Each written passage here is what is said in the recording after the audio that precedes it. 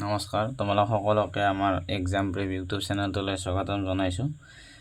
আজি ছাত্ৰ ছাত্ৰীসকল আমি ক্লাছ 6ৰ নতুন গণিতৰ পাঠ 1ৰ কৰি চাৱা 1.4 অৰ্থাৎ 1.4 সমাধানখিনি লৈ আহিছোঁ। যোৱা ক্লাছত আমি 1.3 লৈকে সমাধানবিলাক কৰি উলিয়াইছিলোঁ। তো আজি আমাৰ 1.4 পৰা আমি সমাধানবিলাক তোমালোকক কৰি দেখুৱাম। তো আসন চাওঁ আমি কিতাপত কিনো আছে 1.4 সেইখিনি মন কৰিছোঁ। তাৰ আগতে তোমালোকক মই দেখুৱাই দিছোঁ অকণমান, এইখিনি ভালদৰে চাই ল'বা। তোমালোকে যেতিয়া কিতাপখন পঢ়িবা তেতিয়া এইখিনি চাবা, এইখিনি চোৱা। আগৰ পৃষ্ঠাৰ সাজনটো তলত দিয়া ধৰণে আমোদজনকভাৱে চিত্ৰৰ সহায়ত প্ৰদৰ্শন কৰিব পাৰোঁ। মানে ধৰি লোৱা আমাৰ যদি 1, 4, 9, 16, 25 এনেকুৱা সংখ্যাবিলাক থাকে, তো আমি এনেকুৱাকৈ আকৃতিত লিখিব পাৰোঁ। মানে ত্ৰিভুজৰ আকৃতিত এনেকুৱা আৰ্হি দিব পাৰোঁ। এটা ধৰি লোৱা আমি ত্ৰিভুজ আঁকিলোঁ, তাতে এটা ফুট দিলোঁ, এইটো 1 বুজাইছে। এনেকুৱাকৈ এটা ফুট আৰু 3টা ফুট দি এইটো 4 বুজাইছে। তো এইটো 9টো চোৱা তোমালোকে, ইয়াতে 3টা দিছে, ইয়াতে 6টা দিছে, তো 9 হৈছে এনেকুৱাকৈ। তো ইয়াতে লিখিছে চোৱা, গণনা সংখ্যাবোৰ প্ৰথমে ঊৰ্ধ্বক্ৰমত আৰু পাছত অধক্ৰমত সজাই যোগ কৰিলে তলত দিয়া ধৰণৰ আৰ্হি পাওঁ। এতিয়া চোৱা, ঊৰ্ধ্বক্ৰম আৰু অধক্ৰম মানে কি?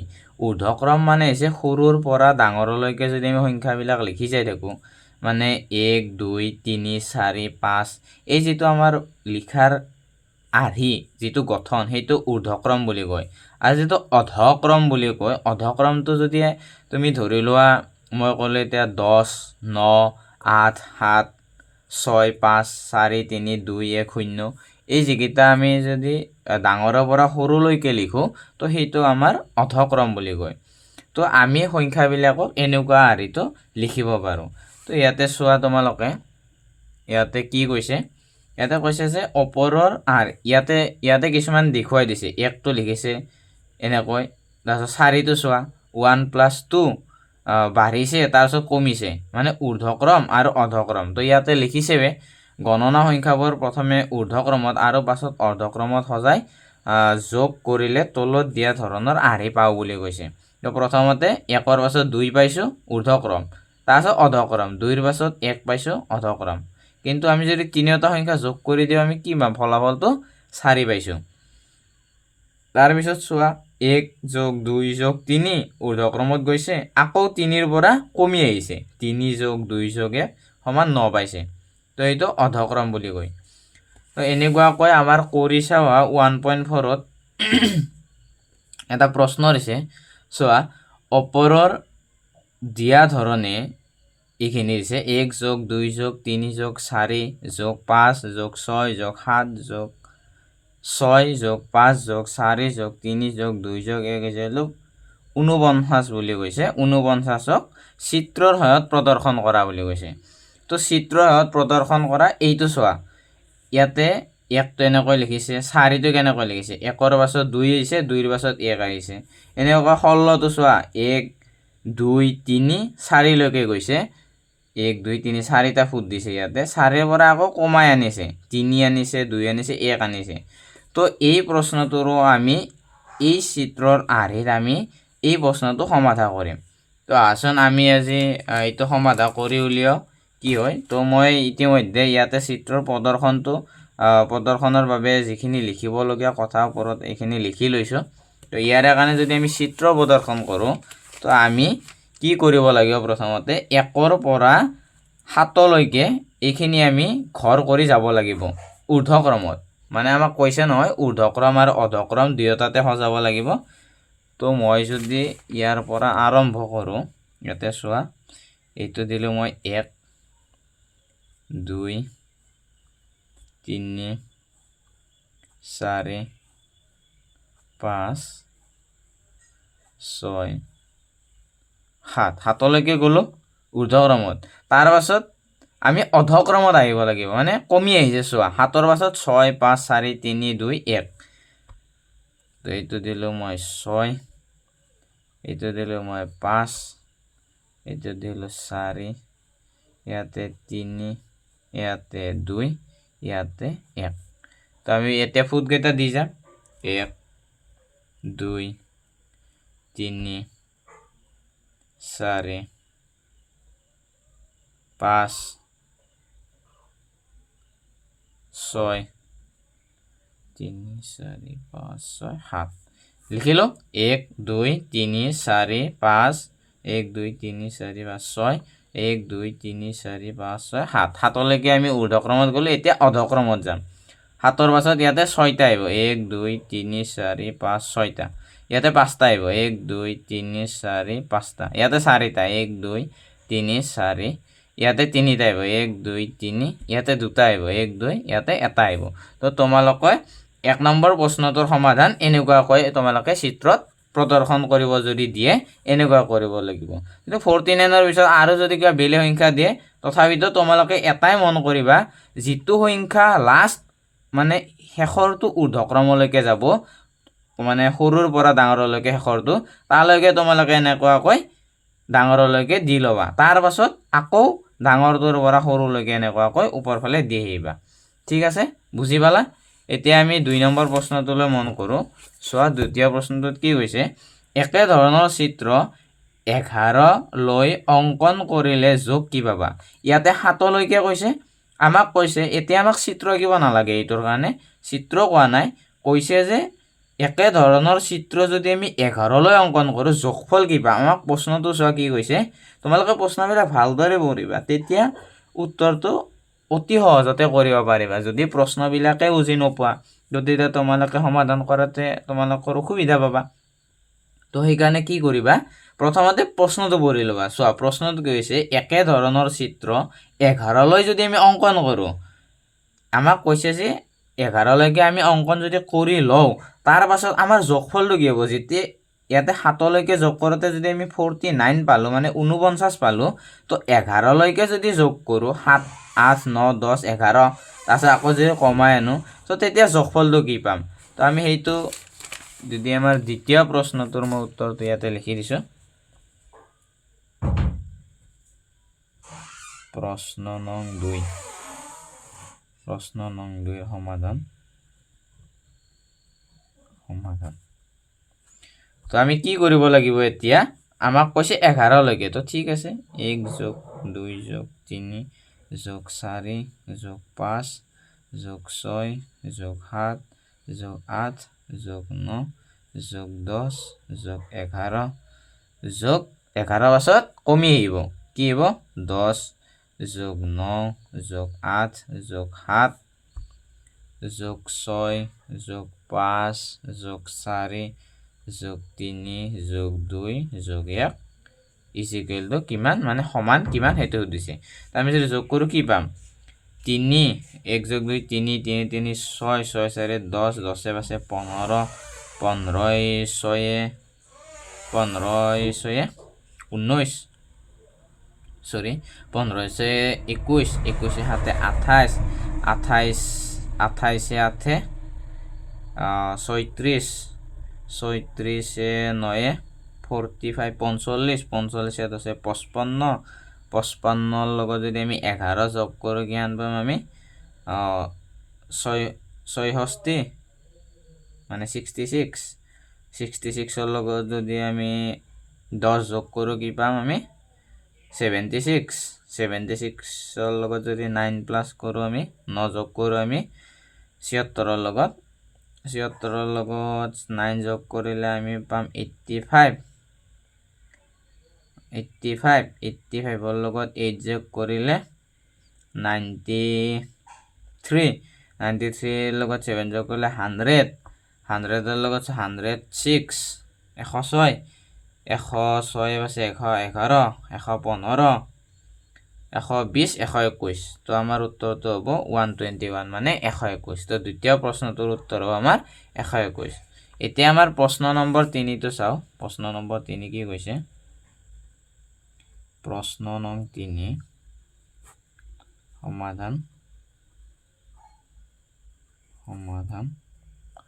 তো ইয়াতে চোৱা তোমালোকে মন কৰা প্ৰশ্নটো তলৰ আৰ্হিবোৰ চিনাক্ত কৰি পৰৱৰ্তী কেইটামান আৰ্হিৰ যোগফল উলিয়াবলৈ চেষ্টা কৰা তো পৰৱৰ্তী 11 লৈকে ইয়াতে দিছে তাৰ পাছত আমি লিখিব লাগিব ইয়াতে মানে নেক্সট পৰৱৰ্তী আমি তো এটা দুটা লিখি দিম মই তোমালোকক তো আমি 1 + 3 + 5 + 7 + 9 + 11 লৈকে আছে তো 11 13 আহিব এটা আহিব 13 কাৰণ ইয়াতে চোৱা কি 1ৰ পাছত 3 আছে মানে মাজত 2টো নাই মানে 2 কৈ যোগ হৈছে 3 পাছত 5 পাছত 7 9 11 11 পাছত কি আহিব 13 আহিব আকৌ এটা 13ৰ পাছত এইবাৰ 15 1 + 3 + 5 + 7 + 9 + 11 + 13 + 15 বুজি পালা এটা প্ৰশ্ন নম্বৰ 4 প্ৰশ্ন নম্বৰ 4 মই ইয়াতে নেক্সট পেজত দেখুৱাই দিছোঁ তোমালোকক প্ৰশ্ন নং 4 সমাধান প্ৰশ্ন নং 4 সমাধান কি কৈছে ইয়াতে চোৱা উপৰোক্ত আৰ্হি উপযুক্ত চিত্ৰৰ দ্বাৰা প্ৰদৰ্শন কৰিবলৈ চেষ্টা কৰা উপৰোক্ত আৰ্হি মানে এইকেইটা যদি আমি চিত্ৰৰ সহায়ত প্ৰদৰ্শন কৰোঁ কেনেকৈ কৰিম তো ইয়াতে চোৱা মই এইকেইটা তিনিটা দেখুৱাই দিছোঁ বাকীকেইটা তোমালোকে মই যেনেকুৱাকৈ কৰিছোঁ এনেকুৱাকৈ তোমালোকে কৰিবা মই দেখুৱাই দিছোঁ চোৱা প্ৰথমতে আমাৰ 1 আছিল 1ৰ কাৰণে কি হ'ব আমি এনেকুৱাকৈ দি এটা ফুট দিব লাগিব এইটো এটা তাৰপিছত দ্বিতীয়তে 1 + 3 আছে 1 + 3 মানে আমাৰ ইয়াতে এটা ইয়াতে এটা ইয়াতে এটা ইয়াতে 1 2 3 এনেকুৱাকৈ লিখিব লাগিব তাৰপিছত 3 নম্বৰটো ইয়াতে দিয়া আছে 1 + 3 + 5 মানে 1 + 3 + 5 দিয়া আছে এটা দুটা তিনিটা 1 2 3 1 2 3 4 5 বুজি পালা তো তোমালোকে এনেকুৱাকৈ বাকীকেইটা কৰিবা বুলি মোৰ আশা থাকিল তো তোমালোকে মই যেনেকুৱাকৈ বুজাই দিছোঁ তেনেকুৱাকৈ কৰিবা বাকীকেইটাও ঠিক আছে তো এতিয়া চোৱা ইয়াতে অকণমান কথা লিখিছে এইখিনি তোমালোকে ভালদৰে পঢ়িবা এটা আমোদজনক আৰ্হি কি কৈছে প্ৰাচীন কালত থলুৱা অসমীয়া সমাজত পাটিগণিত আৰু জোখ-মাখৰ ব্যৱস্থা সাধাৰণতে কাইথেলি অংক নামেৰে জনাজাত আছিল এই কথাখিনি খুবেই ইম্পৰ্টেণ্ট তোমালোকে কাইথেলি অংক মানে কি এইটো তোমালোকে জনাটো প্ৰয়োজন কাৰণ আমাৰ যেতিয়া আগৰ দিনত মানে আমাৰ ককা আইতাহঁতৰ দিনত আমাৰ অসমীয়া সমাজত পাটিগণিতবিলাক আৰু জোখ-মাখৰ ব্যৱস্থাটো তেখেতসকলে কি বুলি কৈছিল কাইথেলি অংক বুলি কৈছিল তো কাইথেলি অংকবিলাক ইয়াতে দিয়া আছে কাইথেলি অংক পদ্ধতিত যোগ বিয়োগ পূৰণ আৰু হৰণ আদি ধেমালিৰ চলেৰে আমোদজনকভাৱে কৰা হৈছিল সংখ্যাৰ পূৰণৰ কিছুমান আমোদজনক আৰ্হি তলত দিয়া হ'ল ইয়াতে চোৱা 1 পূৰণ 1 1 11 পূৰণ 11 121 ঠিক আছে ইয়াতে কেনেকুৱাকৈ লিখে এইটো মই তোমালোকক কৈ দিছোঁ এবাৰ চ' এই 1টো এই 1টো আৰু শেষৰ 1টো এই 1টো আৰু এই দুটা যোগ কৰি এই অংকটো পাইছে 2 তো 121 হৈছে ঠিক আছে তো এনেকুৱা আৰু এইখিনি তোমালোকে ভালদৰে পঢ়ি ল'বা নেক্সট ইয়াতে চোৱা কি দিছে আকৃতিৰ আৰ্হি দিছে আকৃতিৰ আৰ্হি এইখিনি পঢ়িবা তোমালোকে চোৱা গণিত শাস্ত্ৰত আটাইতকৈ গুৰুত্বপূৰ্ণ আৰু মৌলিক আৰ্হি হ'ল আকৃতিৰ আৰ্হি এইটো আটাইতকৈ ইম্পৰ্টেণ্ট মৌলিক আৰ্হি কি আকৃতিৰ আৰ্হিবিলাক এই আকৃতিবোৰ দুটা তিনিটা মাত্ৰা আদিত ইংৰাজীত এইটো 2D আৰু 3D মানে 2D মানে ডাইমেনশ্যনেল বুলি কয় 2 ডাইমেনশ্যনেল আৰু 3 ডাইমেনশ্যনেল এনেকুৱাকৈ পঢ়ে এইটো 2D 3D পোৱা যায় তো ইয়াতে এখন তালিকা দিছে তালিকা 3 আকৃতিৰ আৰ্হিৰ উদাহৰণ এইবিলাক আৰ্হি তোমালোকে দেখিছা এইবিলাক কি আৰ্হি নিশ্চয়কৈ এইবিলাক ত্ৰিভুজীয় আকৃতিৰ আৰ্হি নেক্সট ইয়াতে আকৌ দিছে চোৱা 2 নম্বৰত এনেকুৱা কিছুমান ঠাল ঠেঙুলি দিছে তো এইবিলাক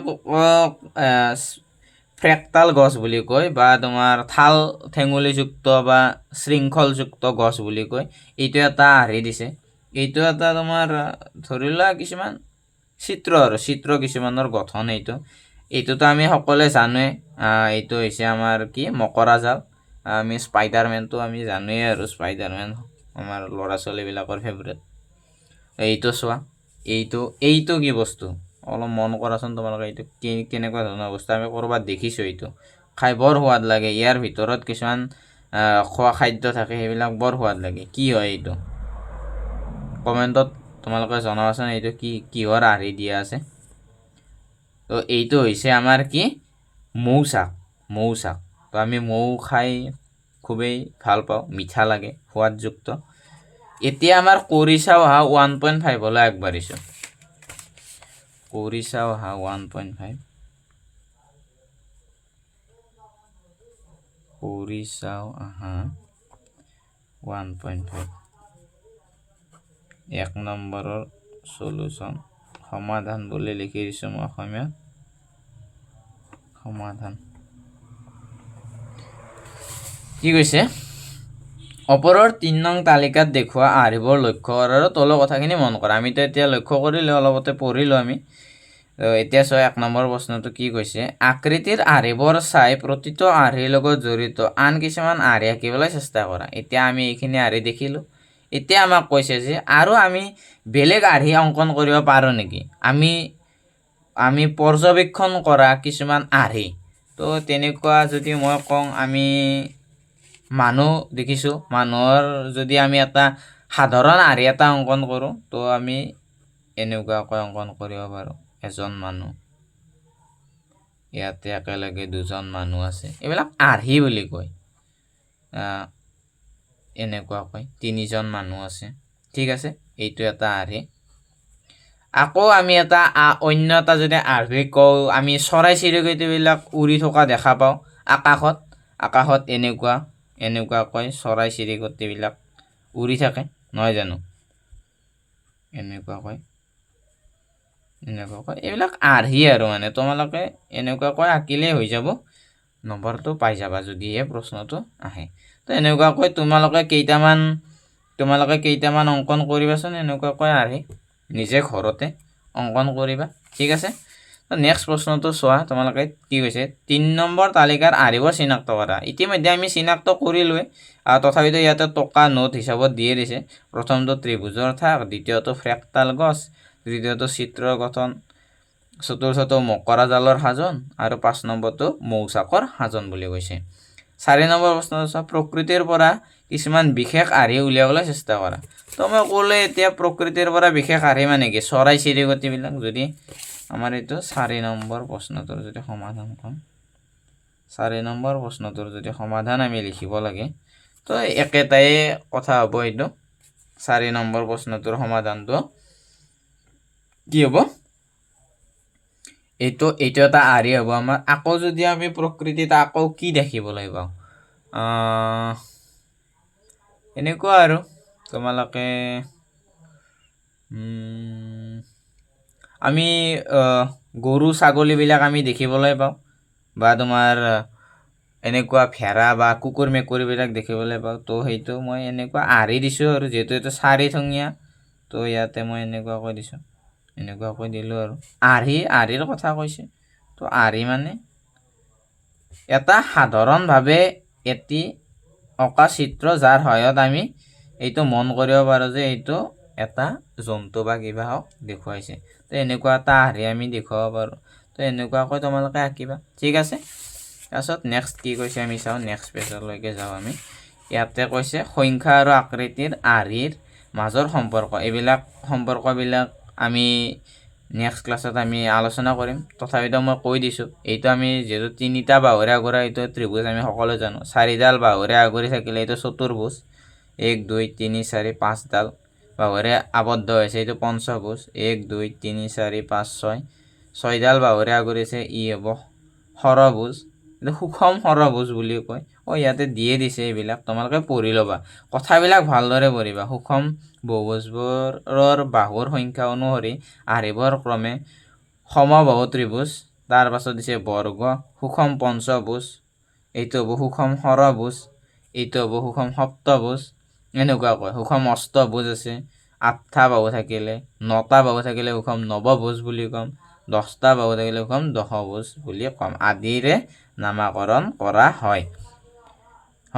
সুষম বহুভুজৰ বাহুবোৰৰ দৈৰ্ঘ্য আৰু কোণবোৰৰ জোখ সমান। যদি সুষম বহুভুজ বুলি কয় প্ৰতিটো বাহুৰ দৈৰ্ঘ্য আৰু প্ৰতিটো কোণৰ মাপ সমান হয়। ঠিক আছে, তো আজি এইটো লেচন ইয়ালৈকে আছিলে, সমাপ্ত হ'ব গৈ আছে। সাৰাংশখিনি তোমালোকে এবাৰ ভালদৰে মন দি পঢ়িবা, কাৰণ সাৰাংশৰ পৰা কিছুমান আমি জানিবলগীয়া কথা থাকে। এই সাৰাংশ মানেই হৈছে গোটেই আমাৰ অধ্যায়টোত আমি কি পঢ়িলোঁ সেই কথাখিনি এই সৰু বক্সটোত, মানে সৰু চাৰিকোণীয়া ঘৰটোত দিয়া আছে।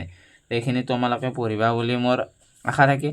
আজিৰ ভিডিঅ'টো ইমানতে সামৰণি মাৰিলোঁ। তোমালোকে চেনেলটো ছাবস্ক্ৰাইব কৰি ৰাখিবা, কাৰণ আমি নেক্সট ক্লাছত কি কৰিম, অধ্যায় 2ৰ প্ৰশ্নবিলাক লৈ আহিম, যিটোৰ নাম হৈছে ৰেখা আৰু কোণ। তো ৰেখা আৰু কোণৰ কাৰণে তোমালোকে চেনেলটো ছাবস্ক্ৰাইব কৰি ৰাখিবা। তো আমি এটাৰ পাছত আনটো পাঠ এনেকুৱাকৈ সমাধানবিলাক কৰি গৈ থাকিম। ঠিক আছে, ভালদৰে পঢ়া শুনা কৰি থাকিবা।